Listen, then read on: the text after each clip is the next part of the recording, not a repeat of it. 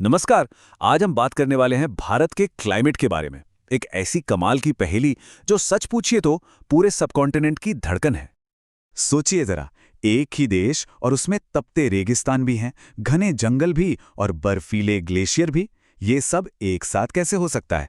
मतलब है ना कमाल की बात। चलिए आज इसी दिलचस्प गुत्थी को सुलझाने की कोशिश करते हैं। अब इस पहेली को सुलझाना है तो सबसे पहले हमें 3 बेसिक चीजों को समझना होगा। वो है मौसम, ऋतु और जलवायु। अच्छा, मौसम और ऋतु, इन दोनों में एक बहुत सीधा सा फर्क है।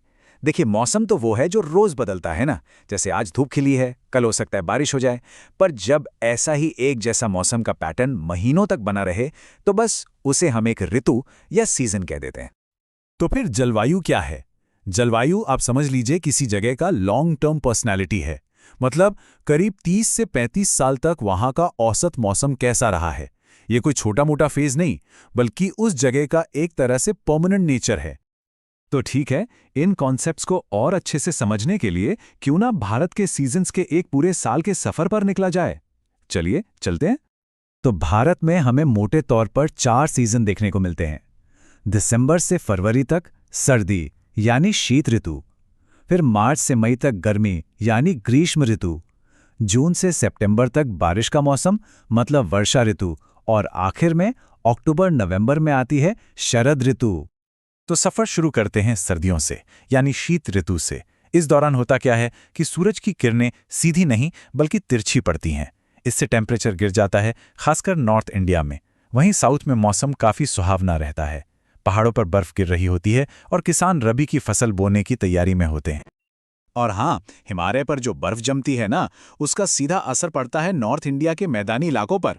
पहाड़ों से जो बर्फीली हवाएं आती हैं, वही तो शीतलहर कहलाती हैं और ये ठंड को एकदम से कई गुना बढ़ा देती हैं। सर्दियों का मौसम गया और अब बारी है चिलचिलाती गर्मी की, ग्रीष्म ऋतु। अब सूरज की किरणें एकदम सीधी और बहुत तेज होती हैं। नॉर्थ वेस्ट के इलाकों में तो पारा 48 डिग्री सेल्सियस तक पहुंच जाता है। ये मौसम होता है जायद फसलों का और सबका फेवरेट आम का। और गर्मियों की एक खास पहचान क्या है? वो है लू। ये इतनी गर्म और सूखी हवाएं होती हैं जो दिन के वक्त पूरे नॉर्थ इंडिया में चलती हैं और गर्मी को और भी ज्यादा बढ़ा देती हैं। जून आते आते सीन पूरी तरह बदल जाता है। हवा की दिशा में एक बहुत बड़ा चेंज आता है। अब हवाएं समुद्र से जमीन की तरफ बहना शुरू कर देती हैं और अपने साथ क्या लाती हैं? ढेर सारी नमी। फिर जब ये नमी से भरी हवाएं पहाड़ों से टकराती हैं तो होती है झमाझम बारिश। और यही टाइम है खरीफ की फसलों की बुवाई का। फिर आता है शरद ऋतु का मौसम। ये एक तरह का ट्रांजिशन पीरियड है। हवाएं एक बार फिर अपना रास्ता बदल लेती हैं, इस बार जमीन से वापस समुद्र की ओर। इस वजह से नॉर्थ में मौसम बड़ा अच्छा हो जाता है, लेकिन तमिलनाडु जैसे सदर्न स्टेट्स में इसी वजह से बारिश होती है। और हाँ, ये खरीफ फसलों की कटाई का भी समय होता है। तो सवाल ये है कि ये जो पूरा सीजनल साइकिल है, इसके पीछे की असली ताकत क्या है? कौन है जो इन सारे मौसमों को कंट्रोल करता है? जवाब एक ही है, द ग्रेट इंडियन मॉनसून।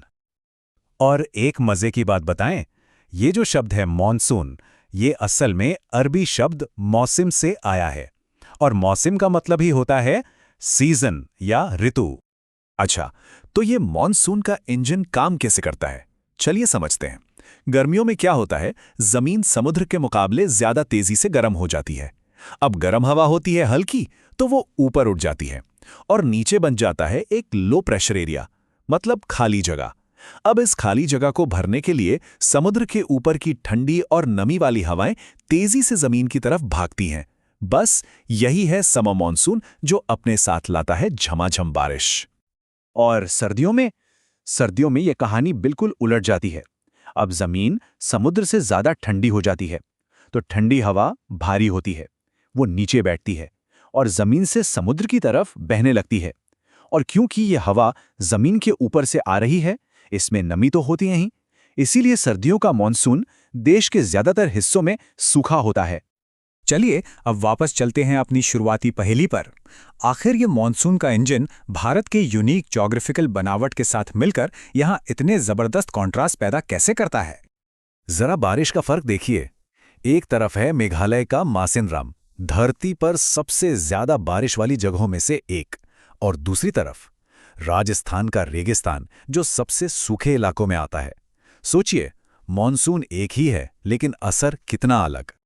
तो सवाल उठता है कि ये इतना बड़ा फर्क क्यों है? वजह बहुत सिंपल है। जैसे जैसे मॉनसून के बादल कोस्टलाइन से देश के अंदर आते हैं, वो धीरे धीरे अपनी नमी खोते चले जाते हैं। और जब तक ये बादल अपना सफ़र पूरा करके दूर पश्चिम में राजस्थान तक पहुंचते हैं, तब तक तो उनकी सारी नमी लगभग खत्म हो चुकी होती है और नतीजा वहां बारिश ना के बराबर होती है। और ऐसा ही कॉन्ट्रास्ट हमें टेम्परेचर में भी देखने को मिलता है। नॉर्थ इंडिया, जो समुद्र से दूर और हिमालय के पास है, वहां टेम्परेचर एक्सट्रीम होता है, मतलब कड़ाके की सर्दी और भयंकर गर्मी। दूसरी तरफ है साउथ इंडिया, जहां समुद्र के असर की वजह से तापमान पूरे साल लगभग एक जैसा मॉडरेट बना रहता है। तो इन सब बातों का निचोड़ क्या है? मतलब सबसे बड़ी बात क्या है जो हमें समझनी है? चलिए देखते हैं। देखिए, मॉनसून सिर्फ एक वेदर इवेंट नहीं है, ये भारत की लाइफलाइन है। यहाँ की खेती से लेकर कल्चर तक सब कुछ इन मॉनसूनी हवाओं की लय पर ही तो चलता है। और इसीलिए भारत की जलवायु को असल में मानसूनी जलवायु कहा जाता है। ये सदियों पुराना सिस्टम 1 अरब से ज्यादा लोगों को पालता है। पर एक पल को सोचिए, इस बदलती दुनिया में क्लाइमेट चेंज की वजह से अगर इसकी ये सदियों पुरानी लय बिगड़ गई तो क्या होगा? ये एक ऐसा सवाल है जो हम सबको सोचना पड़ेगा।